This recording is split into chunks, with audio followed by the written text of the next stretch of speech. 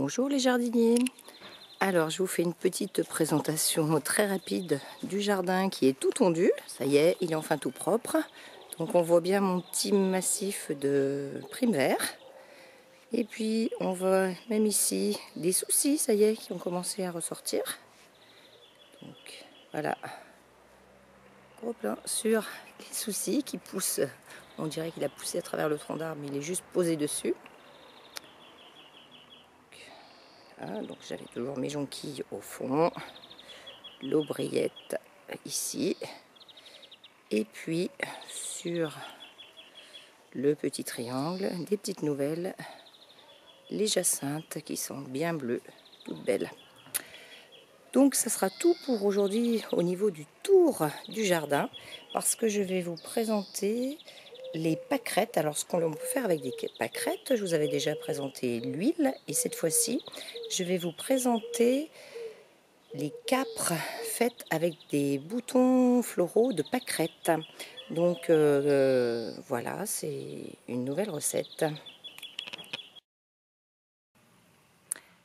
Alors, je vais vous montrer comment faire des câpres avec des boutons de pâquerettes. Donc là, évidemment, il y en a déjà en fleurs, il est trop tard. On voit aussi celui-ci, c'est aussi trop tard car on aperçoit déjà le blanc. Par contre,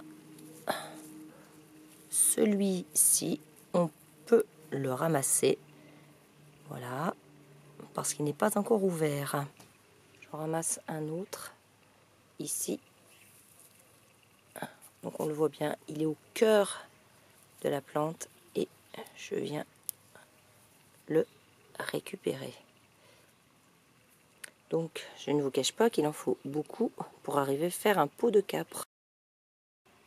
Alors je continue et je vais essayer de m'approcher au plus près et de vous montrer vraiment comment les cueillir, mais ce n'est pas évident du tout. Donc là j'en repère un, je viens le prendre et je tire un coup sec dessus. J'en repère un autre là juste à côté. Bon, il est dans l'ombre de la tasse. Je le récupère et direction la tasse. Donc c'est sûr que la récolte n'est pas encore bien grosse, il faut que j'en récupère encore un peu plus. Ensuite je vais les laver et les essuyer et je vous reprends ensuite pour vous montrer la suite des opérations. Nous voilà maintenant en cuisine. Donc les boutons floraux de pissenlit ont été lavés et séchés sur du papier absorbant. Donc à côté, je vous ai mis le petit pot dans lequel je vais le faire. Donc j'ai vraiment pris un tout petit contenant étant donné que j'avais très peu de pâquerettes. Donc dans ce petit pot en verre, j'ai mis du thym, de l'origan, des baies roses et des clous de girofle. Mais vous pouvez y mettre n'importe quelle épice que vous avez sous la main.